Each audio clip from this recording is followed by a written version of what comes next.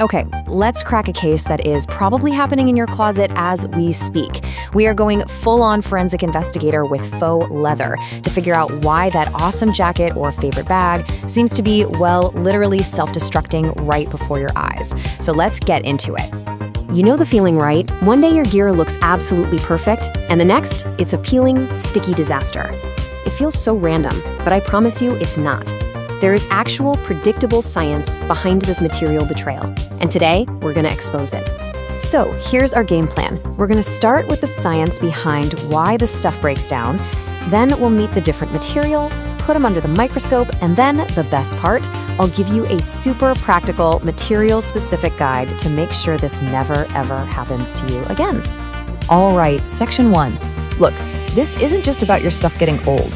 What you're actually seeing is the result of a very specific chemical process. It's kind of like a material time bomb that gets triggered by the world around it. So let's meet our two main suspects, hydrolysis and plasticiter migration. Yep, these two chemical reactions are responsible for pretty much all the peeling, cracking, and stickiness you're seeing. Let's break down exactly how they do it. First up, we've got hydrolysis. This is public enemy number 1 for PU, or polyurethane leather. Now, think of it like this. The water molecules just hanging out in the air, simple humidity, they act like millions of tiny, invisible scissors, just snipping away at the chemical chains that hold the material together. And over time, all those little cuts add up, the whole structure fails, and that's when you get that dreaded peeling and powdering. And our second culprit is something called plasticizer migration. This one is the arch nemesis of PVC, or polyvinyl chloride leather. So to make that hard PVC plastic feel soft and flexible, manufacturers add these chemicals called plasticizers. The problem is, when PVC gets hot, like in a car or a stuffy closet, those plasticizers can literally sweat right out to the surface. That's what creates that awful sticky feeling, and it can even cause the color to transfer onto anything it touches. It's a mess. So, you see, this brings us to a really crucial point. To stop these things from happening, you first have to know what material you're actually dealing with. I mean, the term faux leather gets thrown around for everything, but the differences between them are like night and day. We're gonna focus on the big 3 here. First, genuine leather, which is exactly what it sounds like, tanned animal skin. Then you have the 2 main types of faux leather, PU, which is a polyurethane coating, and PVC, a polyvinyl chloride coating.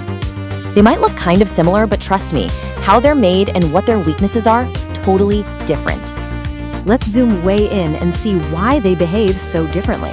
It really all comes down to their fundamental structure, how they're built from the ground up. Okay, what's so fascinating here is the contrast. PU leather is basically a man-made sandwich. You've got a plastic coating that's layered on top of a fabric base. But genuine leather, it's this complex, tangled web of natural fibers from the animal's dermis. That natural structure is what makes it so tough and breathable, while PU's layered sandwich structure is precisely why it peels. The layers are literally separating from each other. And this chart just lays out all the trade-offs perfectly.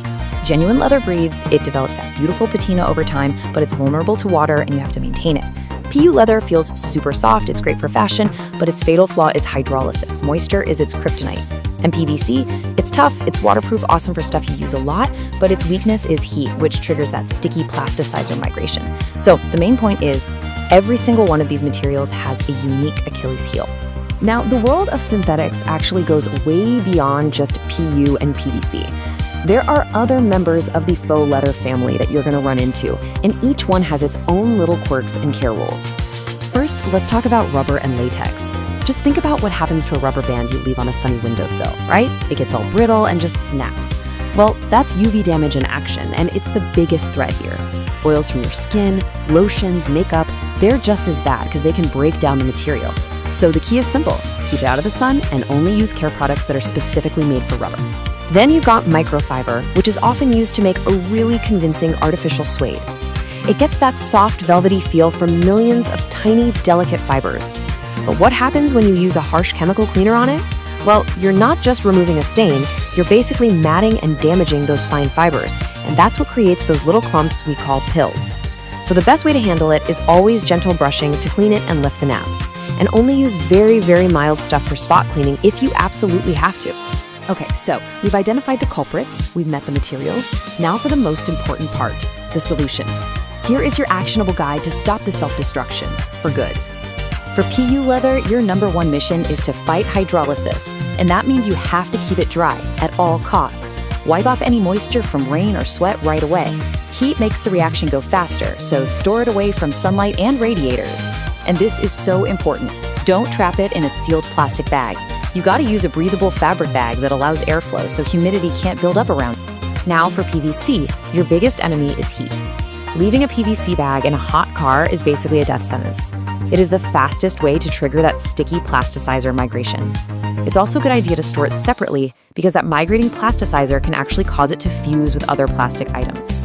The good news though, it's super water resistant, so a simple wipe down is usually all you need to clean it. Okay, let's pull all of this together with one final checklist. No matter what the specific material is, there are some universal rules that will save pretty much any piece of synthetic gear you own. Just remember these 3 universal enemies. High humidity attacks PU, high heat and direct sunlight attack PVC, and of course, friction and dirt will damage the surface of any material over time. If you control the environment, you control your gear's destiny.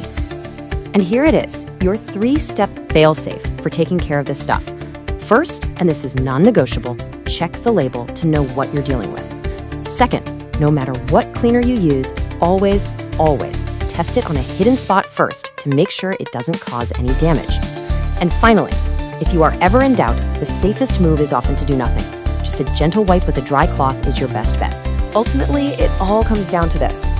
The term faux leather covers a whole family of different materials, and they all have different needs. Once you know your material, you know how to care for it. And that's how you stop the self-destruction clock. So go take a look at the items in your own closet. Now that you can spot the difference between PU's peeling and PVC's stickiness, you can finally understand their story, and more importantly, you can rewrite their ending. Thanks for watching. If this helped you, like and subscribe for more, and I'll see you in the next video. Keep glossy.